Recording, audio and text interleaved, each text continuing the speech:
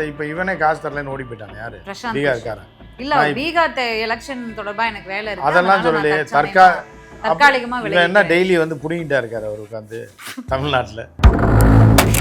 பெத்த தாயை மதிக்காதவரெல்லாம் கட்சியை நடத்தி என்னத்தை கிழிக்க போறாரு அப்படின்னு ஒவ்வொரு மீட்டிங் உடனே இப்போ ஒவ்வொரு மீட்டிங்கும் அவங்க அம்மாவை கூப்பிட்டு அம்மா ரைஸு வந்துருமா அங்கே வந்து இவர் கட்டி பிடிக்கிறாராம். அதை பார்த்தீங்களா? பெத்த தாயை அப்படி பிடிக்கிறாராம். அவ்வளோ பாசமாக இருக்காராம். காட்டிக்கிறார். மனசாட்சி உறுத்தலை உங்களுக்குலாம்.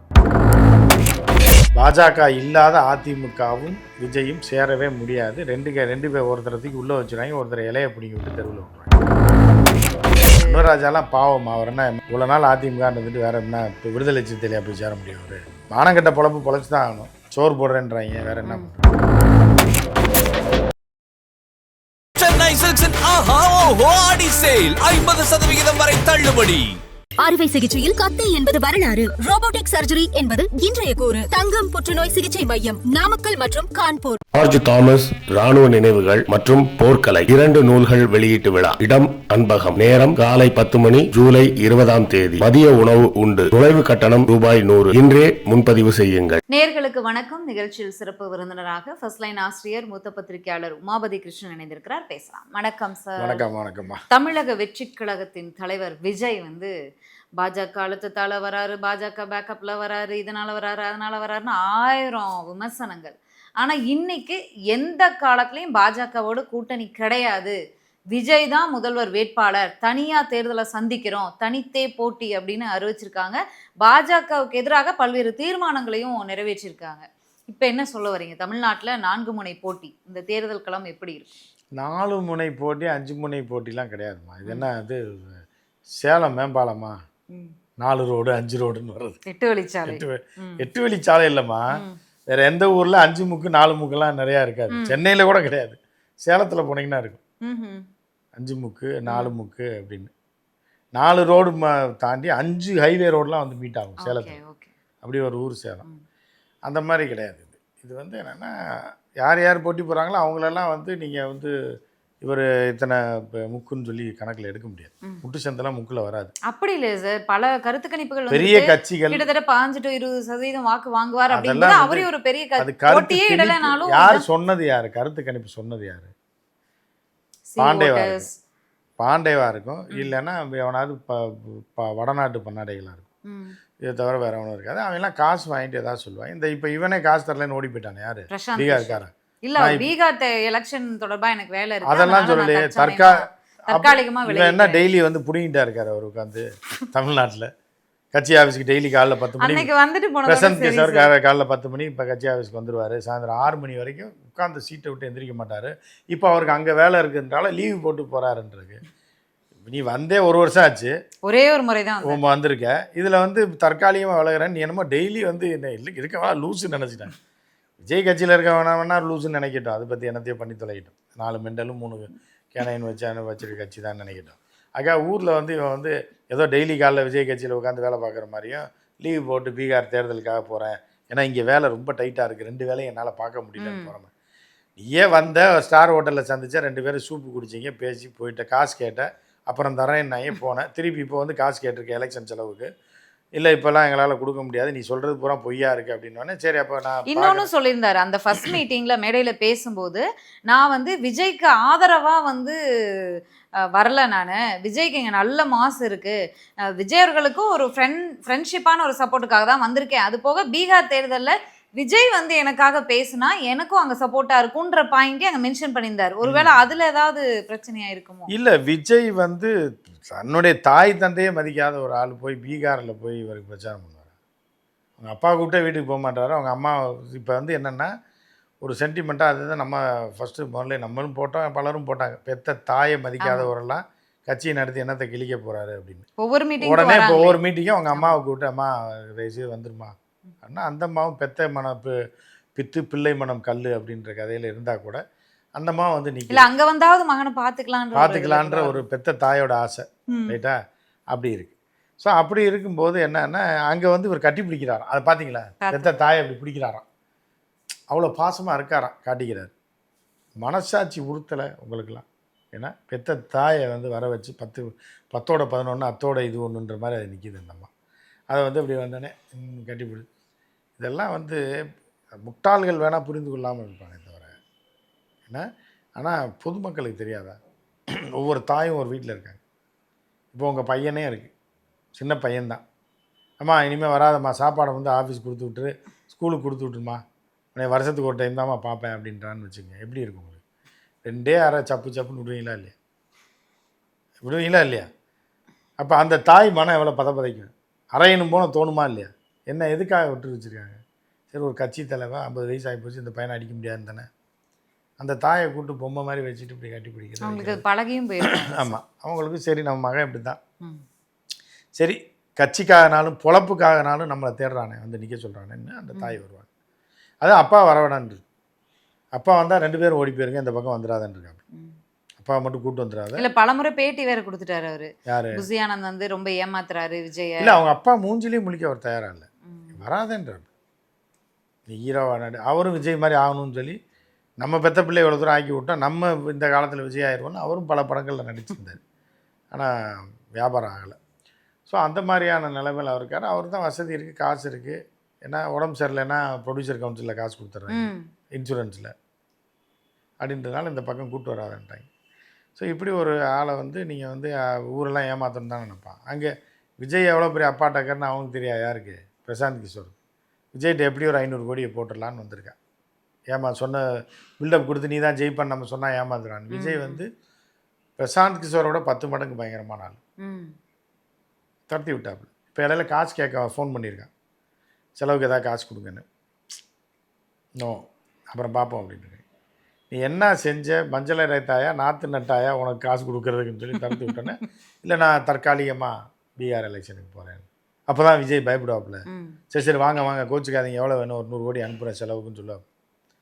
பச்சை தண்ணியோட விஜய். இங்கே 3 பேர் இருக்காங்களே, தொண்டருக்கே தண்ணி வைக்காத ஆள்மா. வெயில் காலம் வந்தால் அவன் அப்பார்ட்மெண்ட்டில் இருக்கவனே காக்கா குருவிக்கு ஒரு டப்பாவில் தண்ணி வைப்பான். விஜய் வீட்டில் போனீங்கன்னா வாசலில் வர தொண்டனைக்கு தண்ணி கேனில் தண்ணி வச்சுருக்க மாட்டாங்க. அப்படிப்பட்ட ஒரு ஆள்கிட்ட வந்து காசு வாங்கிட முடியுமா? ஸோ அதனால் அவர் போயிட்டாப்புல. 4 முனை போட்டிலாம் கிடையாது, ஆளுக்கு 10 பிரித்து டிஎம்கே ஜெயிக்க வச்சுருவாங்க. சீமான் ஒரு 7, பிஜேபி ஒரு 7, விஜய் ஒரு 7, எவ்வளோ ஆச்சு? 21 ஆச்சா?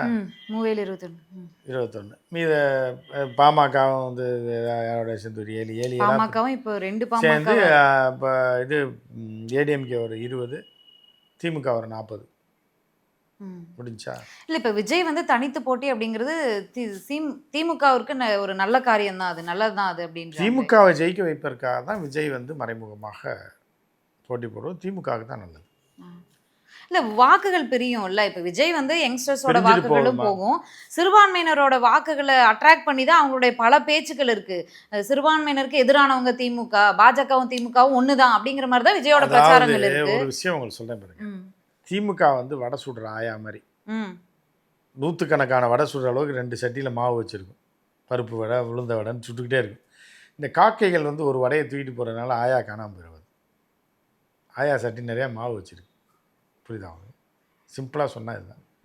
சீமான் 2 வடையை பருப்பு வடை ஒரு உளுந்த வடையை சீமான்ற காக்கா தூக்கிட்டு போனாலும் சரி, விஜயன்ற காக்கா ஒரு 4 வடையை எடுத்துட்டா கூட ஆயா 40 வடை போட்டு வச்சிருக்கு, புரியுதா? அவங்க இதுதான் வந்து கணக்கு. ஓகே, இந்த தீர்மானங்கள் நிறைவேற்றி இந்த செயற்குழு கூட்டத்தில் கூட பாஜக மீது அவ்வளவு விமர்சனங்கள், திமுக மீது அவ்வளவு விமர்சனங்கள். ஆனால் அதிமுக மீது எந்த ஒரு விமர்சனமும் இல்லை. அதிமுகவை சாடியோ பேசி எதுவுமே கிடையாது. அப்போ இப்போ வரைக்கும் இந்த அதிமுக தாவேகா கூட்டணி அமைச்சா நம்ம துணை முதலமைச்சர் ஆயிடலாம், இல்லை பாதி முதலமைச்சராக இருக்கலாம், வெயிட் பண்ணுவோம் அப்படிங்கிற ஒரு இதில் தான் இருக்காரா விஜய் அவர்? அப்படிலாம் கிடையாது. இப்போ இன்னொரு விஷயம் என்னன்னு உங்களுக்கு இப்போ சொல்லி உதாரணம் சொல்லும்போது அதே எனக்கு ஞாபகம் வந்துச்சு.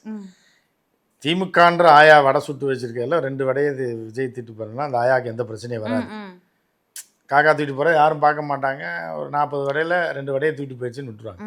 ஆனால் பாஜகன்ற ஆயா போட்டிருக்க வடையில் கக்கா போயிடுது, காக்கா. புரியுது அவங்களுக்கு? இங்கே வடையை தூக்கிட்டு போகுது, ரைட்டாக இந்த ஆயா கவலைப்படல. அந்த ஆயா கடையில் கக்கா போயிட்டு என்ன ஆகும், வடை திங்கிறவன் நின்றுவான். 20 வடை வச்சுருந்தாலும் எவனுக்கிட்டே வர மாட்டான். ஆயா கக்கா போன கடை அப்படின்னு சொல்லி அந்த ஆயா கடையை காலியாகி மொத்த லாஸும் முடிஞ்சா. இது மாதிரி தான் பிஜேபியை எதிர்த்திருக்காப்புல விஜய். ஸோ பிஜேபி காலி. இங்கே திங்கிற வடை 2 வடைனால திமுகவுக்கு ஒன்றும் ஆகாது. திமுக மகா வெற்றி பெறும் அப்படின்றது இப்போ உள்ள கணக்கு இல்ல இப்ப இது இப்படியே நீடிக்குமா? இப்ப அதிமுக கூட்டணிக்கு வரமாட்டோம்னு சொன்னவங்களே எப்படி கூட்டணிக்கு வர வச்சிருக்காரு அமித்ஷா. அதே போல விஜய கூட்டணிக்கு வர வைப்பதற்கு இன்னும் வாய்ப்பு இருக்கு. அதே போலதான் இதுக்கு முன்னாடி நான் என்ன சொல்றேன்னா இப்ப பரீட்சை வரும் பாருங்க. இப்போ நீங்கள் வந்து இப்போ அந்த காலத்தில் காப்பரிச்சை அரைப்பரிச்சை குவார்ட்டர்லி ஆஃபர்லி டெஸ்ட்டு இப்போ ஆனுவல்னு வரும். நீங்கள் என்ன பண்ணுங்கன்னா போய் உங்கள் சேனலில் இருக்க நான் பேசின பழைய வீடியோ எடுத்து காப்பரிச்சைக்கு படிச்சிங்க பாருங்க, அதை எடுத்து போட்டு பார்த்தீங்கனாலே தெரியும் இது இப்போ என்ன நடந்துகிட்டு இருக்கோ நம்ம முன்னாடியே சொல்லியிருப்போம். பாஜக வந்து அதிமுக வந்து பாஜக விட்டு விலக முடியாது, விலகுனா பாஜக அழிஞ்சு போயிடும். பாஜகவும் அதிமுகவும் ஒன்றா இருக்கிறதுல போய் தான் விஜய் சேர முடியும். அப்படி பாஜக விலக்கிட்டு அதிமுகவும் விஜயும் கூட்டணி போடுறதுக்கு வாய்ப்பே கிடையாது. அப்படி நடக்கவே நடக்காது. அப்படி ஒரு முயற்சி நடந்தால் அதிமுக அழிஞ்சு போயிடும். நம்ம ஏற்கனவே சொல்லியிருக்கோம். நீங்கள் பழைய பாடத்திட்டத்தை எடுத்து பாருங்க. அப்படியே சொல்லிருந்தீங்க, குவார்ட்டர்லி எக்ஸாம்ல அப்படி சொல்லிருந்தீங்க. ஆஃப் இயர்லி வரும்போது என்ன சொன்னீங்கன்னா, எடப்பாடி ஒன்றும் லேசுப்பட்ட ஆள் கிடையாது, அவர் ஒரு ராஜதந்திரி, கடைசி வரைக்கும் இப்படியே போவார், எலெக்ஷனுக்கு முன்னாடி மாசம் அவர் என்ன பண்ணுவாருன்னு பொறுத்திருந்து பாருங்கன்னு சொல்லியிருக்கோமா. 2 பேரும் நாசமா போயிருவாங்கல்ல, அதை நீங்க பாக்கல. அந்த பாடத்துல கடைசி லைன் படிக்க இல்ல. எலெக்ஷன் நேரத்துல விஜய் மேல நடவடிக்கை இல்ல இபிஎஸ் மேல நடவடிக்கை எடுத்தாலோ பாஜகவுக்கு அது பின்னடைவு ஆகும்ல. இப்ப அதுக்கு தான் இப்ப அப்படி ஒரு முயற்சி அவர் எடுத்தார்ல. இப்ப கூப்பிட்டு என்ன பண்ணிட்டாங்க அப்படின்னா, இந்த பாஜக என்ன பண்ணிடுச்சு அப்படின்னு பார்த்தீங்கன்னா, எடப்பாடியாரை கூப்பிட்டு என்ன பண்ணாங்கன்னே தெரில. சரியா? இப்போ இஜெட் பிரிவு பாதுகாப்பு கொடுத்துருக்காங்க. ஏன் கொடுத்துருக்காங்க அப்படின்னா, திடீர்னு கொடுத்துருக்காங்க. இருக்கணுமா வேண்டாமா? புரியுதா? இருக்கணுமா, அரசியலில் இருக்கணுமா வேண்டாமா, இல்லை சேலம் போகணுமா, சேலம் ஜெயிலுக்கு போகணுமா, டெல்லிக்கு ஜியை பார்க்க வரணுமா, திகார் ஜெயிலுக்கு போகணுமா அப்படின்னு சொல்லும்போது ஆட்டோமேட்டிக்காக அவர் பயந்து நடுங்கிட்டார். இதில் ஏதாவது குளறுபடி நடந்துச்சு, எலெக்ஷனுக்கு முன்னாடி போகலான்னு பார்த்த கொத்தா தூக்கிடுவோம்னு சொல்லி நேற்று ஒரு ப்ரெஸ் மீட்டில் சொல்லியிருக்காரு. கேள்வியை புரிஞ்சுட்டு தான் சொன்னாரா இல்லை அவசரமாக பதிலை சொல்லிட்டாரா அப்படிங்கிறது தெரியலை. என்ன கேட்குறாங்கன்னா, அமித்ஷா அவர்கள் வந்து அதிமுகவில் முதல்வர் வேட்பாளர்கள் தேர்வு செய்வோம் அப்படின்னு சொல்லியிருக்காரு அப்படின்னு சொன்னால், இவர் என்ன பண்ணுறாருன்னா, ஃபஸ்ட்டு மீட்டிங்கில் அமித்ஷா அவர்கள் சொன்னது, அதாவது உள்துறை அமைச்சர் அமித்ஷா சொல்லிட்டா அதுக்கு மறுபேச்சே கிடையாது, அவர் எடுக்கிறது தான் முடிவு. அவர் முதல்ல சொன்னார்ல, எடப்பாடி தான் வந்து முதல்வர் வேட்பாளர், எடப்பாடி தலைமையில தான் இங்கே கூட்டணின்னு சொன்னார்ல, அவர் சொன்னதில் மாற்று கருத்து என்ன இருக்குது, அவர் சொல்கிறதா உண்மை அப்படிங்கிற மாதிரி அவர் சொல்லிட்டாரு. இல்லை பாவம் அலறாருமா, அலறாரு. ஜெயிலுக்கு போய் இந்த வயசுக்கு மேலே ஜெயிலுக்கு போகணும், சொகுசாக வாழ்ந்துட்டார் இவ்வளோ நாள். ஜெயிலுக்கு போயிருக்காரு எப்போனா ஒரு 30 வருஷத்துக்கு முன்னாடி போயிருக்காரு, கொலை கேஸில் போய். அதுக்கப்புறம் பெயிலில் வந்து வழக்கு நடத்தி ஜெயிச்சிட்டார். அது அப்படியே பெண்டிங்கில் போயிடுச்சு. செங்கோட்டையை தான் காப்பாற்றி விட்டார் இந்த கொலை கேஸ்லேருந்து. ஆனால் இப்போ 40 வருஷமாக நிம்மதியாக வாழ்ந்துட்டார், முதலமைச்சராலாம் ஆகிட்டார். சரியா? அப்படி ஆனவரை போய் திருப்பி ஜெயில் களி திங்கணும், ஜெயில் சோறு திங்கணும் அப்படின்னா கொஞ்சம் கஷ்டமாக தான் இருக்கும். ஸோ அதனால அவர் டப்புன்னு எங்கிட்ட வேணாலும் பல்ட்டி அடிச்சிடுவாருன்றது தான் இது. இப்போ திருப்பியும் நீங்கள் ஆஃப் இயர்லி பாடம்னு சொல்லிட்டீங்களா, இப்போ வந்து ஃபைனல், இப்போ நீங்கள் வந்து இன்னும் முழு பரீட்சைக்கு ரொம்ப நாள் இருக்குது, மார்ச் ஏப்ரல் மாதம் இருக்குது. இப்போ ஆஃப் இயர்லியாக வச்சுக்கிட்டு திருப்பியும் அதை நான் சொல்கிறேன், பாஜக இல்லாத அதிமுகவும் விஜயும் சேரவே முடியாது. ரெண்டு பேர் ஒருத்தரத்துக்கு உள்ளே வச்சுருவாங்க, ஒருத்தர் இலையை பிடிங்கி விட்டு தெருவில் விட்டுருவாங்க. இப்போ 2 பேருக்குமே சிக்கல் வந்து, இப்போ அதிமுகவுக்கு இரட்டை இலை சின்னம் அப்படிங்கிறது தேர்தல் ஆணையத்தில் இருக்குது, எப்போ வேணால் விசாரிக்கலான்ற ஒரு இதை வந்து கொடுத்து வச்சிருக்கு நீதிமன்றம். அதே போல் விஜய்க்கும் வந்து அந்த கொடியில் இருக்கக்கூடிய யானை சின்னம் இதெல்லாமே பிரச்சனையில் தான் இருக்குது. விஜய் என்ன யானை சின்னம் 500 வருஷமாக வச்சுருக்காப்புல, நீங்கள் வேறு. இப்போ ஒரே ஒரு உதாரணத்தை நீங்கள் ஈஸியாக புரிஞ்சுக்கிட்டு கூட இந்த நிகழ்ச்சியை முடிச்சிடலாம். என்னென்னா, வடிவேல் ஒரு படத்தில் கம்பியில் கையை விட்டோன்னே இலை இருக்கும், இலை மேலே பொங்கலும் இருக்கும். ஆனால் வடிவேலால் திங்க முடியாது, சுற்றி இருக்கவெல்லாம் தின்ட்டு போயிடும். புரியுதா? 2 கம்பிக்குள்ளே கையை விட்டு இலையை போட்டு பொங்கல் வச்சா இதே நிலைமையில தான் எடப்பாடி இருக்காரு. இலையும் இருக்குது அவர் கையில், அதுக்கு மேலே பாஜகன்ற பொங்கல் இருக்குது. இப்போ பொங்கலையும் திங்க முடியாது, இலையை மட்டும் தனியாக பொங்கல்லேருந்து எடுக்கவும் முடியாது, பொங்கலை மட்டும் இலையை விட்டு எடுக்கவும் முடியாது. மொத்தத்துக்கு கையை வெளியே எடுத்தால் இலையும் போச்சு பொங்கலும் போச்சுன்ற கதையில் தான் இப்போ எடப்பாடியார் இருக்கார். இப்போ சைடில் இருந்து கையை விட்டு அவங்க எடுத்து சாப்பிட்டுக்கிட்டு இருக்காங்க. அதை சாப்பிடணும்னு பார்க்குறான் சில பேர் இலையோட பொட்டணத்தை தூக்கிடலாமான்னு பார்க்குறான். ஸோ இதுதான் நடந்துகிட்டு இருக்கு. கடைசியில் வந்து எடப்பாடியார் கையை மட்டும் வெளியில் எடுப்பார், இலையும் போயிடும் பொங்கலும் போயிடும்ன்றக்காக தான் எலெக்ஷனில் நடக்க போகுது. அன்வர் ராஜாலாம் பாவம், அவர் என்ன இவ்வளோ நாள் அதிமுக இருந்துட்டு வேற என்ன இப்போ விடுதலை சிறுத்தையிலையா போய் சேர முடியும்? அவர் மானங்கட்ட பொழப்பு பொழைச்சி தான் ஆகணும், சோறு போடுறேன்றாங்க, வேற என்ன பண்ணுறது? எடப்பாடியை முதல்வர் வேட்பாளர் வந்து மாற்றணும்னு நினச்சா பாஜகவே இருக்காது தமிழ்நாட்டில் அப்படின்லாம் பேசியிருக்காரு. காமெடியன்மா, இன்னும் நிறையா காமெடியன் இருக்காங்க. ஒவ்வொருத்தராக எங்கள் அண்ணன் வந்து ஜெயக்குமார் கொஞ்சம் தன்மானம் உள்ளவர், சொல்லி சொல்லி பார்த்தோம் சேர்த்துட்டாங்கன்னப்ப நான்லாம் பேச முடியாதுங்க ப்ரெஸ்ஸில் போனால் அசிங்கமாக கேள்வி கேட்பாங்க, மூஞ்சியில் எந்த மூஞ்சியை வச்சுட்டு அவங்கள பார்க்குறதுன்னு ப்ரெஸ்ஸை பார்க்குறதே கிடையாது. இப்போ அஜித்குமார் இதில் வந்து பேசியிருக்காரு. அது சும்மா பேசுவார், அது பிஜேபியை பற்றி பேச மாட்டார். அஜித்குமாரை பற்றி பேசுவார், இதை பற்றி ராம்குமாரை பற்றி பேசுவார், அதுக்கப்புறம் சிவகார்த்திகேயன் பற்றி பேசுவார், விஜயை பார்த்து விஜய் சேதுபதியை பற்றி பேசுவார். ஆனால் பிஜேபி பற்றி பேச மாட்டார். அதனால தான் அன்வர் ராஜா இறக்கி விட்டுருக்காங்க. ஓகே, மூத்த பத்திரிகையாளர் ஒருவர் சொல்லியிருக்காரு, திமுகவுக்கு விஜயை பார்த்து ரொம்ப பயம், ரொம்ப அசிங்கம் பண்ணுறாங்க திமுக வந்து ரொம்ப மோசமாக வந்து தோல்வி அடைவாங்க இந்த தேர்தல் அப்படிங்கிற மாதிரி அளவுக்கு பேசியிருக்காரு. மூத்த பத்திரிகையாளர்கள் பேசுகிறதுக்கு நம்ம கருத்து சொல்ல முடியாது. ஏன்னு கேட்டிங்க அப்படின்னா, இந்த டிவிக்காரங்க தான் பல பேர் என்ன பண்ணியிருப்பாங்கன்னா, அவங்களாம் ஒருத்தனை கூப்பிடுவான், ஆள் கிடைக்காம வந்துட்டான்னா அவனுக்கு ஒரு பேரை போட்டு உட்கார வச்சுருவாங்க. சமூக ஆர்வலர், வலதுசாரி சிந்தனையாளர், இடதுசாரி ஆர்வலர், பெண் ஆர்வலர் அப்படின்னு வச்சுருவாங்க. வச்சு எவனே ஒருத்தனை கிடைக்கிறவனை பிடிச்சி உட்கார வச்சு அவனுக்கு ஒரு பேரை போட்டு விட்ருவாங்க. நீங்கள் அது சொல்கிறதுக்கெல்லாம் நான் பதில் இல்ல, விஜய் வந்து ரொம்ப குறைவா எடை போடுது திமுக. இல்ல, அதை தான் நான் சொல்றேன். இந்த கேள்வியை நீங்க தவிர்த்துறது உங்களுக்கு நல்லது அப்படின்றத நான் சொல்லியிருக்கேன். ஏன்னா அவர்களெல்லாம் பேர் போட்டு அமர வைக்கப்பட்டவர். அவருக்கு அடுத்து அவர் சொல்லுவார். ஏன்னா அவர் குடும்பத்தை யாரை காப்பாற்று, நீங்களா காப்பாற்றுவீங்க? அம்மா நான் மூத்த பத்திரிகையாளர்மா, எனக்கு மாதம் ஒரு 30,000 ரூபா கொடுங்கம்மா, நீங்களாம் எனக்கு ஜூனியர்னா கொடுப்பீங்களா? கொடுக்க முடியுமா? அவர் சம்பாரித்து அவர் வாயில் வர சொல்லிட்டா தான் அவர் வாழ்க்கை ஓடும் அப்படின்ற மாதிரி அவர் ஓடிட்டு இருக்காரு. ஓடிட்டு இருந்துருக்கலாம். நீங்கள் யாரை சொல்கிறீங்கன்னு எனக்கு தெரியல. இல்லை, கடைசியாக விஜய் அவர்களுடைய வருகை சீமானுக்கு லாஸா இல்லையா?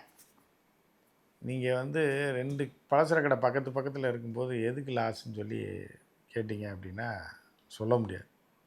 புரியுது அவங்களுக்கு யார் கடையை சீரியஸாக நடத்துகிறாங்க அப்படின்றத பொறுத்து இருக்குது. சார் அது இப்போ போக போக தான் தெரியும் மக்கள் எந்த கடையை விரும்பி போகிறாங்க, எந்த கடையில் ரேட்டு கம்மியாக. இல்லை, விஜய் வந்து சுற்றுப்பயணம் போகிறாரு, செப்டம்பரில் ஆரம்பித்து டிசம்பர் வரைக்கும். விஜய் வந்து ஊர் பூரா சுற்றி வந்தாலும் சீமான் காலையில் ஒரு ப்ரெஸ் மீட்டு, மத்தியானம் ஒன்று, சாயந்தரம் ஒன்று வச்சாலே எல்லா சோசியல் மீடியாவில் ரீச் ஆகி போய் சேர்ந்துருந்தேம்மா மக்கள்கிட்ட.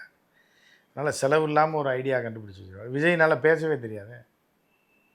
விஜய் ஊரா சுற்றினாலும் சுற்றுப்பயணம் போகும்போது ப்ரெஸ் மீட் கொடுக்க ஆரம்பிச்சிருவாரோ? அது எப்படி? அதெல்லாம் கொடுக்க முடியாது. பேச தெரிஞ்சவன் தான்மா பேசுவான். முதல்ல ஜெயலலிதா ஏன் பேசலை?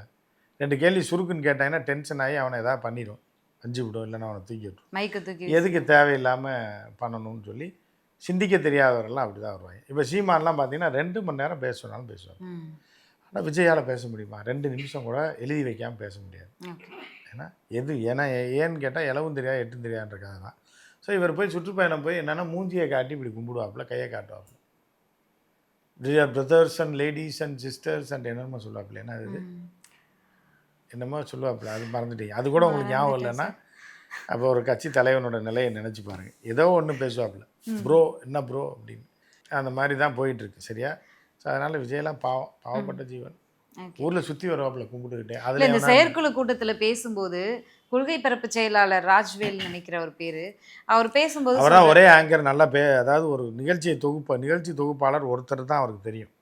அவர் கரெக்டாக பண்ணுறாருன்றனால அவருக்கு மேலும் இல்லை, அவர் தான் ஒரு விஷயம் பண்ணியிருக்காரு இந்த வாட்டி செயற்குழு கூட்டத்தில். என்னென்னா கீழடி நாகரிகம் அதை பற்றி பேசும்போது பாஜக வந்து வஞ்சிக்கிறது, அதை வந்து அறிவிக்காமல் அப்படின்னு சொல்லி பேசும்போது சிந்த சமவெளி நாகரிகம் வந்து நம்மளோடது கிடையாது அப்படிங்கிற மாதிரி அவர் பேசியிருக்காரு.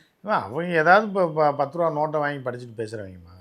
புத்தக கண்காட்சியில் ஏதாவது புக்கு வாங்கி படிச்சுட்டு பேசுகிற ஆட்கள். இன்னைக்கு நாளைக்கு கூட்டம் இருக்குன்னா இன்றைக்கி அதை படிப்பாங்க, சிந்து சமவெளி என்னன்னு வந்து சொல்லிட்டு போகிறாங்க. அவங்கெல்லாம் ஒரு கணக்கான. நீங்கள் வந்து மூத்த பத்திரிகையாளன்றீங்க, இதை சொன்னான்றீங்க. இவர்கள்லாம் என்னத்தை பதில் சொல்ல முடியும்? என்னத்தை கேள்வி? பாவப்பட்ட ஜீவன்கள் ஏதோ பொழப்பு தெரியாமல் இங்கே போயிருக்கு. ஏன் போட்டு. நன்றி சார், நன்றி. மீண்டும் சந்திக்கிறேன். சென்னை சில்க்ஸின் ஆஹா ஓஹோ ஆடி சேல் 50% வரை தள்ளுபடி. அறுவை சிகிச்சையில் கத்தை என்பது வரலாறு, ரோபோட்டிக் சர்ஜரி என்பது இன்றைய கூறு. தங்கம் புற்றுநோய் சிகிச்சை மையம், நாமக்கல் மற்றும் கான்பூர். ஜார்ஜ் தாமஸ் ராணுவ நினைவுகள் மற்றும் போர்க்கலை 2 நூல்கள் வெளியீட்டு விழா. இடம் அன்பகம். நேரம் காலை 10 மணி, ஜூலை 20ஆம் தேதி. மதிய உணவு உண்டு. நுழைவு கட்டணம் ரூபாய் 100. இன்றே முன்பதிவு செய்யுங்கள்.